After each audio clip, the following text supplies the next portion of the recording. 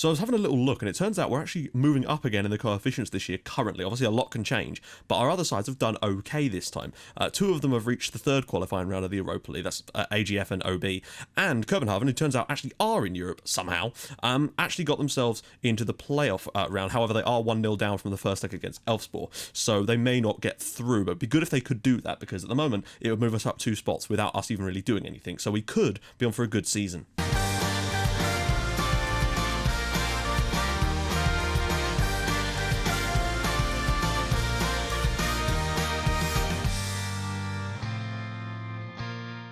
Hi guys, and welcome back to another episode of Building a Nation with FC Midtjylland. If you're still enjoying the series, do be sure to hit the like button. That would be superb. If we could get 500 likes on the video, that would be even better.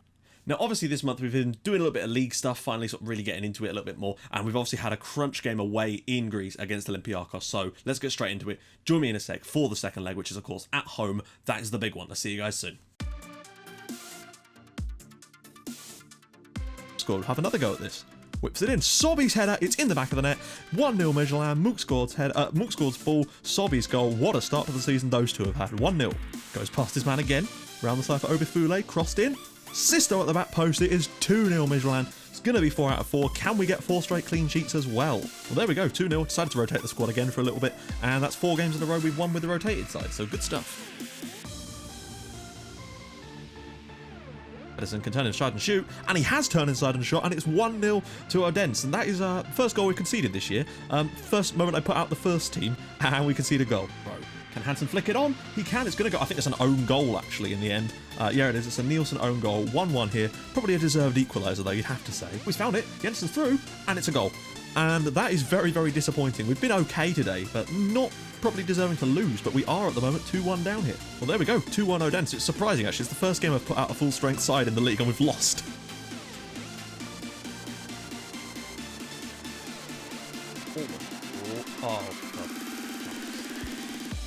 Free kick rebound goal. Good, good. Very, very disappointing there. That was appalling. To concede the goal like that and then not take our chances when they fell. Very, very poor. So to take the free kick, whips it across. Sparv's in there. Sparv makes it 1-0. Wow, that was surprising actually. Tim Sparv of all people makes it 1-0. He's playing at defensive mid today, trying the other tactic, and we lead in Greece. Stoke, can he pull it back across for someone? A goal now would be absolutely just the perfect thing. We score now, and that gives us an amazing chance at going through. Olsen's ball out to the edge of the box, goes for Sisto instead. He could get this back inside. We've got to be careful we don't lose the ball here though. There's a bit more space opening up now for Olsen. Pulls it back across maybe. Ball's ricocheting. Oh, it's put in by Sobby, I think. It's 2-0. Ramadan Sobby, and we are 2-0 up in Greece now. Surely there's a huge chance to go through now. Blocked. Oh, it's put in the 3rd minute of 2 minutes of stoppage time. Where have we seen that before? Pulido's got one back for them. Well, I mean, I don't know where that got. There genuinely wasn't an injury that time, and so that one really has pissed me off. But there we go. At least we won the game. It's just frustrating to concede that goal. He's going to go alone here. Finds Marin. Marin puts it in the back of the net. Midtjylland 1, Nordsjælland 0. Rajvan Marin, I think that's his first ever goal for the club. Yes, it is. And we lead against the side above us in the league. Well, there we go. 1-0. Hardly emphatic. Probably should have had more, but we did win the game despite the red card. Now, looking at the way things have kind of started off so far, you know, OB have been absolutely fantastic so far. 22 points on the board, 7 wins out of 8. They really have rocketed off the start line. We're right in there as well. With a game in hand, we can see ourselves go back into second and 4 points behind them. And that's been playing a lot of rested sides in the game so far this season. So I feel like we're right on the pace. But it's great to see another Danish team really take the bull by the horns and actually really try and do something this season. Unlike Copenhagen, who once again have slumped to a relatively poor start, only earning 12 points. But they're only 3 behind us and have played the same number of games. So they're not really that far off the pace, to be honest. So this month I've been trying to move on a few of our players to other sides in the Danish league. Now that has become a lot more difficult than I was expecting it to be. They all seem very suspicious of me offering them free players. They're always wondering what the catch is. It's like if Admiral Akbar was the manager of all the other teams in Denmark, basically. It's a trap! So that's something we're definitely going to have to look at and try and find ways around in the future. But I'm sure as we get better players, that should become a bit of a non-issue.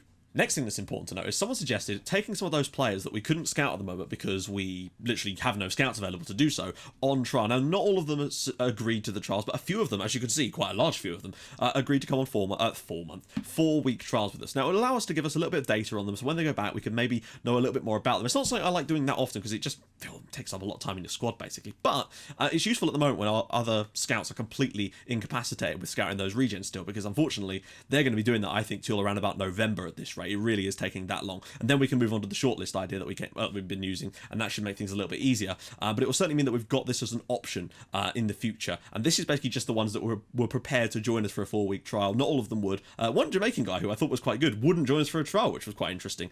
So he looks like he might have something about him, perhaps. Maybe it's just he's playing hard to get. I'm just extra interested in him. So we'll see what those guys are like over the course of 4 weeks. We don't know much about them just yet. I don't think. This is William Rice. I can't remember who he's on trial from. I think it's an English club. Oh no, sorry, apologies, it's Cliftonville. I did see the English sort of name, and we're getting a little bit more information on it, but nothing really concrete yet, and I'm not sure he's that great anyway, but it's worth a go, isn't it?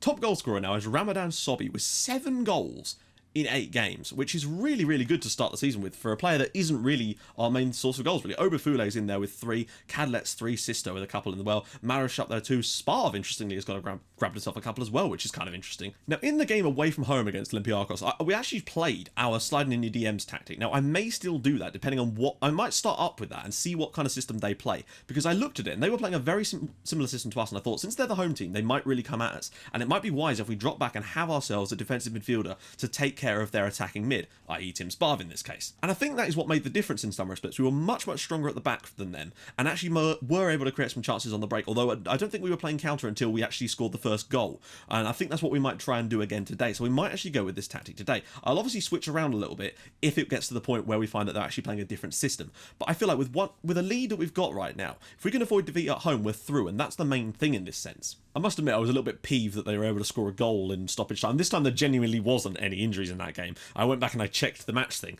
and it's a real shame to see stuff like that happen and concede goals from it. But we do still have the lead, but a 2-0 lead there is a lot better than a 2-1. It does give us a little bit of things to worry about, but hopefully we can still be good enough tonight to get the job done, basically. We're going to try and... I've actually set in the opposition instructions to get someone to tight mark Costas Fortunis, because I feel like he's going to be their main man today, and I want to make sure we can get in as tight as possible on him. Masuaku. If we get ourselves a goal, I'd feel pretty confident about it. Singh, just spread it out wide. There's loads of space for Sobhi, playing in a slightly different role today. We might have to switch to counter... Oh dear, not a good ball. This side of the tactic, the sort of defensive one, I'm still not fully confident that I think there's a few things we could tweak to make it a bit better at the moment. I don't think it's fully ready yet, but we haven't had a chance to use it as much lately. Sobhi's into the box, you know. Can he get a cross in? Goes out for Novak. Ball across. Václav Kadlec makes it Midtjylland 1, Olympiacos 0, and that is the lead that we needed. Well, there we go. I mean, I was surprised when Sobhi dropped this out for Novak. Wonderful first-time ball, and of all people, Václav Kadlec left all alone. Great attempted save, actually. The keeper nearly got there. 1-0 Midtjylland, and we already have the lead, and a good start to the game, to be honest. Monk scored. We've started this game incredibly strong, but we have lost the ball here, and watch out for that ball over the top. You know it's coming. Fortunis. They're getting in nice and tight to him, and I think that's... Well, yeah, we've forced him to play the ball a bit longer there, and that's kind of good.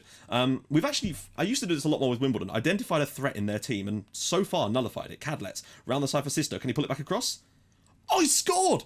I'll tell you what, that is an incredible goal from Pione Sisto. You cannot fault him there. Cadlec has been he's actually done really well today, I have to say.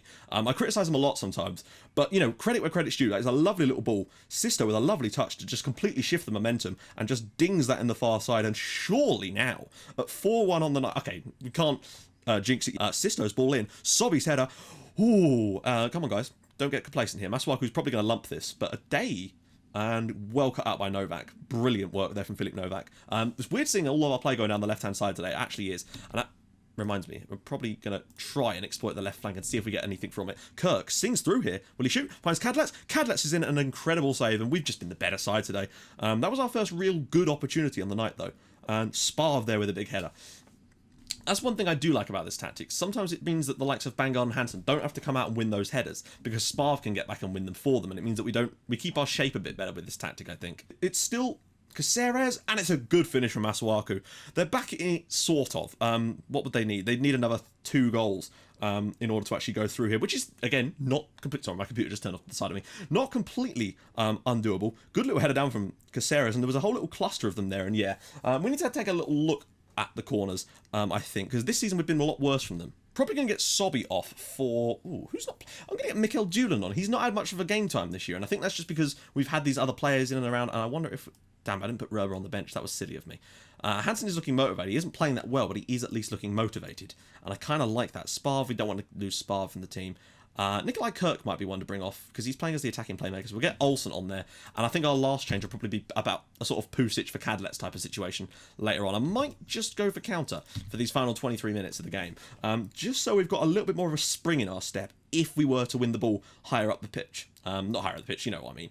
Right, Julian out wide. He's really not got a lot of game time this year. Oberfule's emergence has kind of... Oh, Sisto's through! Sisto's picked up a knock, apparently. That's not good. How bad is it? We'll wait until we see. Okay, I think he's going to be okay. It's not decided it's an injury, so that's fine. Pusic is going to come on now for the final few minutes of the game. Yeah, I think I give Kadlets a hard time sometimes, and sometimes it's completely warranted. Like when I showed you that chance in the last episode that he missed, the reason I showed that isn't because it was like a rare thing that happens, it's because it happens all the time, and it was just an example of that. And I know people say, oh, well, that happens to all strikers. Yeah, it does, but Kadlets happens way more than it should do, basically. Or not that it should do, it just happens way more than it does to any of my other players, and that's why I wanted to highlight it, because I see that, like, sometimes 2 or 3 times a game, and that's one of the issues we've had with him. And I feel like a better striker doesn't miss those as often as he has, basically. Right, here we go. We've still got a few minutes to go here. We don't want to get a little bit complacent. Masuaku here. Ball across, and it's in the back of the net from Pardo. Come on, guys. They really have stepped it up in this second half, and we need to try and... I'm trying to think of the best way around this. We've got to be careful here. We took a 2-0 lead, and we've let it kind of roll back on us. And at the moment, we're still going through on aggregate, but we really have... I'm going to stick to counter, though, because unfortunately, when you do go deeper, you have this horrible just ability to just lose the ball in ridiculous positions. I think we should be okay to go through. It's still been a really tough tie, and I figured it would be. I didn't think these guys were going to be a pushover. I feel like we probably just as well we played this system in the away... Just as well we played this system in the away leg, because I feel like had we played the more attacking style, I feel like we probably would have got slaughtered. Well, not slaughtered, but I feel like they would have been the better side in those positions. But I feel like this is the useful thing about this tactic. I still think it needs work, though. Just notice that Sobby has 6 goals in the Champions League. 6 of his 7 have been in the Champions League. So this is what I mean. Daniel Royer came to me and said he wanted to get more football. I immediately go for the, well, you can just leave then, and sometimes they settle down, and if not, I'm prepared to let them go to a Danish club anyway. Right then, guys, we've made it into the group stages. Here is the draw, basically. So we're just going to start the draw and get going with things. Now, I saw some people in the comments, generally on every single episode, saying, can you scout this country? You should scout this country. They have great players. I'm scouting all the countries. I don't know what I need to say more than that. I really have said this so many times. I'm scouting every country's youth intake. So saying to scout this one doesn't make any difference because I'm going to scout them, basically. They're going to get scouted at some point. Wow. So let's just see. Wow, actually, Monaco won the French league, which is kind of interesting. So... I don't know, we had some good times against Monaco with Wimbledon, didn't we? Jesus. Okay, so, what do we want? Who's that third? Oh, good lord, there's some interesting sides in that. Wow, Celta Vigo are in the third pot. Celta Vigo are in the Champions League, for one thing. So let's just see, who are we going to get drawn against? Right, nearly time for our round. I don't really care who we get, as long as there's like a beatable team in it. That one looks horrible. Oh, okay, Basel, that could be a potentially... Celta maybe? That'd be interesting. Okay, we get Manchester City again, but we also get to play against Benfica, looking to sort of reverse the curse of Bella Gutmann. But we got Celta Vigo. I wonder if there's potential for us to actually get wins against Celta Vigo, or at least get some points to help with the coefficient. Now, someone did say to me, you know, dropping down into the Europa League and going a little bit further in there would help with the coefficient, and I agree, it would. However, we would lose out on the £16 million for getting, you know, if we can get third, then albeit, but I'm not going to drop out of the playoff stage and not go into the group stage because we'd lose so much money that we kind of need to invest into the football of the country at the moment, and that's kind of what's important. I feel like we can probably get there just fine this season, get that extra Champions League spot just by doing what we're doing currently. So I kind of want to do the Celta Vigo away game next, even though there's only 2 games in between. But what I might do is do some other stuff in that episode, so it's not a super short one, we'll just have a few less live comms, but we will have a look at some of the players that we might look at bringing in on that trial list, as well as have a game against Celta Vigo, because I think that's a more important game for us to live com, because it's a much tougher one in terms of there's more chance of us maybe even getting something from it, although we're still 4-1 on that one. So we're going to do that in the next episode, and after that we'll come back and do the Benfica away game and skip the City one in between, so there's a bigger gap. So if you have enjoyed this episode and us getting into the Champions League group stage for the 3rd year in a row, hopefully one of the final seasons of us having to do it in such a long-winded fashion with so many qualifying rounds, hopefully that will be gone over the next couple of seasons, then do drop a like on the video. If we could get 500, that would be special.